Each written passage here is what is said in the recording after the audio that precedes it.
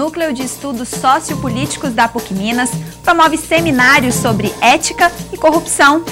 Conheça melhor o Cemitério do Bonfim e saiba como visitá-lo. E ainda nesta edição, as atividades que marcaram o dia de integração entre veteranos e calouros do curso de Educação Física. Começa agora o Espaço PUC, você por dentro do que acontece na universidade.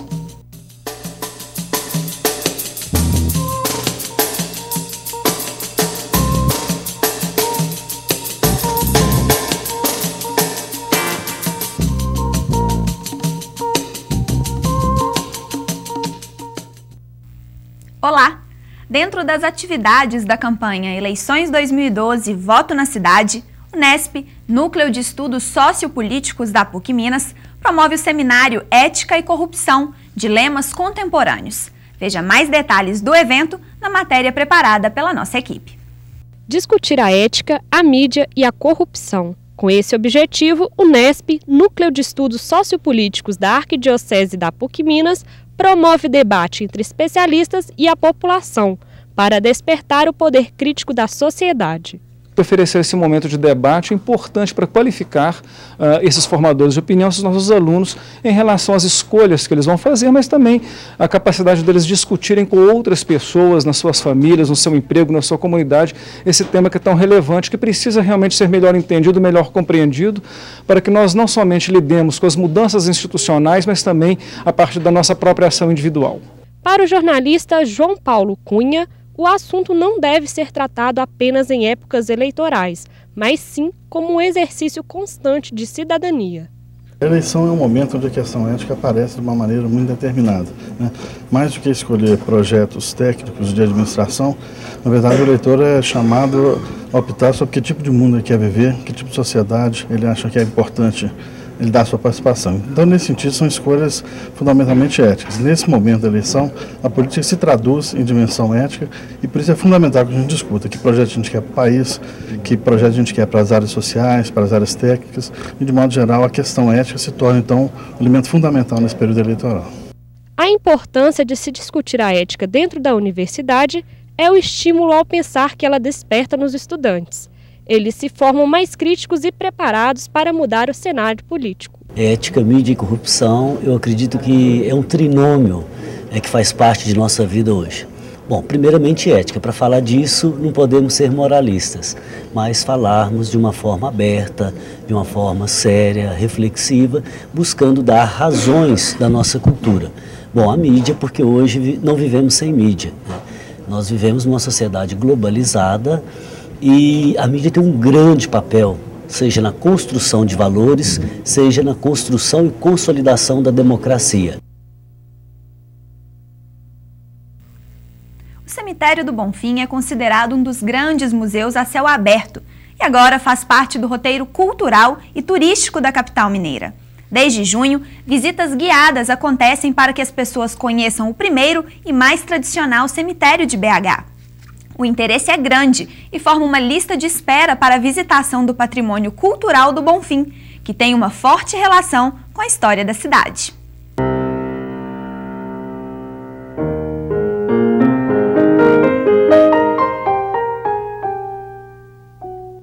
Um acervo de obras de arte e de lembranças. Inaugurado no século XIX, o Cemitério do Bonfim, em Belo Horizonte, guarda uma estreita relação com a capital de Minas Gerais.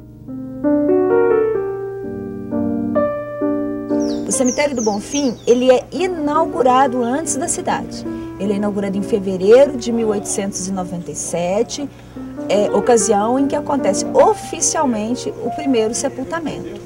Mas o Cemitério do Bonfim, ele até a década de 40, ele é o único e aqui se reproduz de uma forma bem contundente as diferenças sociais, a história da cidade se encontra aqui, né, na medida em que as pessoas, as famílias tradicionais, as famílias poderosas e mesmo aquelas famílias mais modestas vão ter a sua trajetória narrada aqui dentro desse espaço. Você pode encontrar aqui no Cemitério do Bonfim túmulos grandiosos, né, túmulos que certamente demandaram um custo financeiro grande, são as capelas de jazigo. Nós temos túmulos monumentais, temos túmulos cívicos, túmulos construídos com dinheiro público para homenagear personalidades políticos importantes da cidade. E temos túmulos mais modestos, túmulos mais construídos dentro de uma perspectiva mais humilde. Então você consegue, ao passear, ao analisar essa ocupação e através das quadras e da ornamentação, entender como é que funcionava um pouco a sociedade belo-horizontina até bem pouco tempo, porque o cemitério ele ainda é utilizado. Por trás de cada pedra há um significado, e as colunas quebradas não são fruto de vandalismo. As colunas quebradas, elas nos remetem à ideia da destruição de uma base familiar. Então, há vários túmulos aqui em que o elemento decorativo são as colunas, às vezes a coluna inteira, e quando a coluna quebrada aparece, é para remeter ao espectador, ao visitante, sobre essa destruição da base de uma família. A ausência daquele parente querido que foi ali enterrado nos remete metaforicamente a essa ideia. O acervo cultural e artístico do Cemitério do Bonfim tem despertado a atenção de visitantes de todas as idades. Mergulhar nas 54 quadras repletas de beleza e mistério é voltar ao passado e reviver um pouco da nossa história.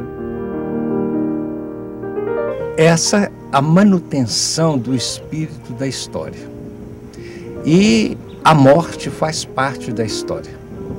Hoje, nos dias atuais, nós enxergamos a história de um modo, vamos dizer assim, mais leve, como está na moda, mais light, né? E esse resgate, acabar com aquele pessimismo, com aquela coisa aterrorizante que é a morte. A gente sabe que o caráter, a condição humana tem horror à morte, mas a fé é que nos sustenta para aceitar, como dizia São Francisco, a irmã morte. Eu sempre tive especial interesse pela finitude e sempre achei um valor artístico imenso. Mas foi a primeira vez que eu tive a possibilidade de associar a informação histórica. Isso nunca me passou pela cabeça.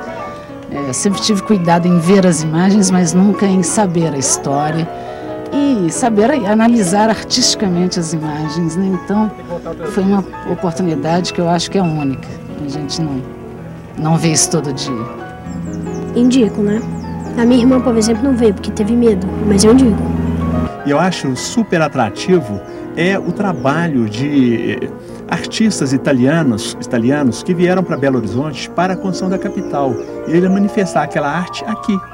Aqui está um dos mausoléus mais nobres do cemitério, o do ex-governador de Minas, Raul Soares, falecido em meados da década de 20. É assinado pelo artista italiano Ettore Ximenes, que também tem trabalhos nos Estados Unidos, na Argentina e na Itália. Sim, nós temos aqui o Raul Soares, que é um político importante, que atuou no início do século passado aqui em Belo Horizonte. Olegário Maciel, Silviano Brandão, Bernardo Monteiro, são nomes do universo da política em Minas que têm uma trajetória importante. O Cemitério do Bonfim, ele tem uma importância para Belo Horizonte nesse sentido, de que ele agrega aqui um patrimônio histórico, porque ele se relaciona de forma muito contundente com a história da cidade, tem um patrimônio cultural, um patrimônio artístico, que nós temos também, para além das personalidades, nós temos o trabalho de artistas importantes que participaram do processo de decoração desses túmulos, um patrimônio antropológico, porque o cemitério ele vai ser lugar de construção de devoções. Então nós temos o túmulo da Irmã Benigna, nós temos o túmulo da Menina Marlene, nós temos o túmulo do Padre Eustáquio, que são lugares de peregrinação.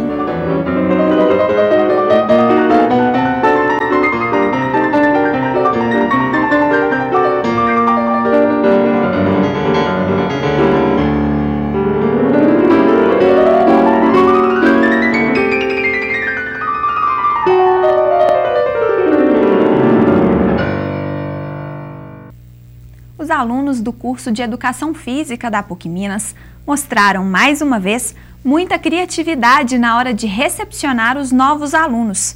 Quem acompanhou a integração entre veteranos e calouros foi a repórter Fernanda Mello. É no clima de alegria, amizade e otimismo pela escolha profissional que os alunos do terceiro período do curso de Educação Física da PUC Minas organizaram um evento para receber os calouros. Expectativas, trocas de experiências e entrosamento foram os pontos principais dessa aula inaugural que está na 12ª edição. Tradição no nosso curso de Educação Física. E a disciplina de Fundamentos do Lazer, ela tem a intencionalidade de fazer os alunos pensar que a Educação Física, ela compõe o lazer, ela tem a ver com o lazer, mas o lazer não é só da Educação Física. E dentro dessa multiplicidade de opções que a gente tem no lazer, a festa é uma delas. E aí a gente sabe que o trote é proibido, né, por lei no Brasil, e a gente tenta discutir isso com os alunos.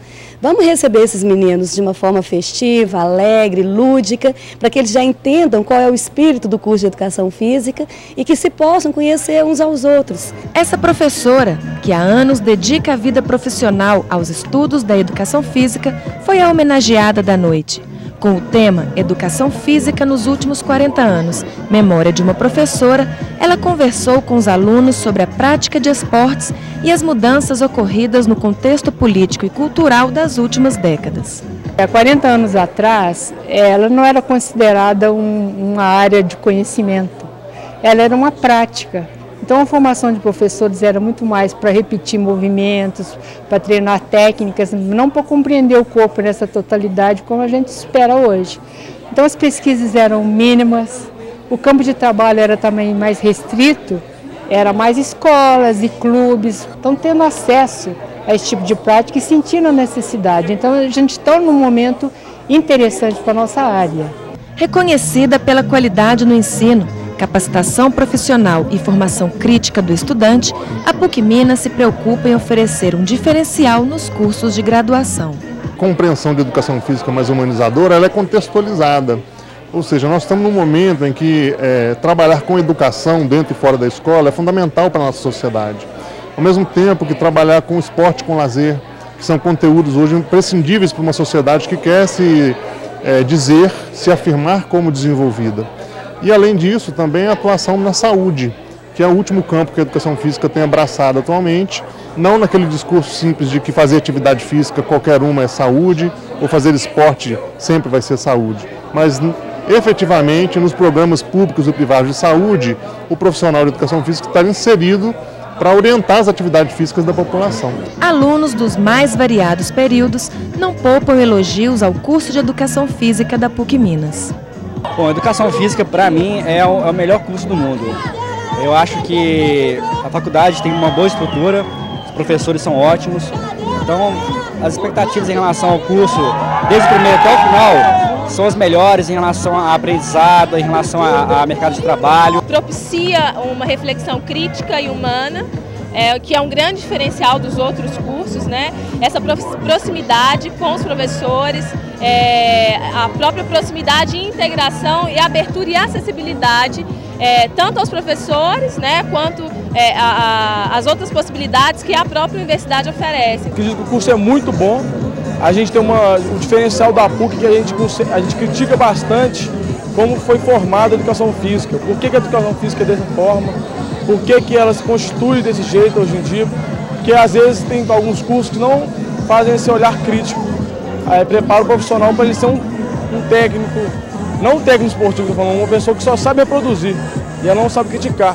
Esse que é o diferencial do curso da PUC e a Eustáquia é um diferencial na área e por isso que o curso hoje em dia é muito bom. Essa edição do Espaço PUC fica por aqui.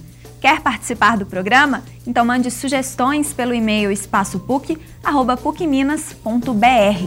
Acompanhe também essa e outras edições do programa pelo canal da PUC TV no YouTube.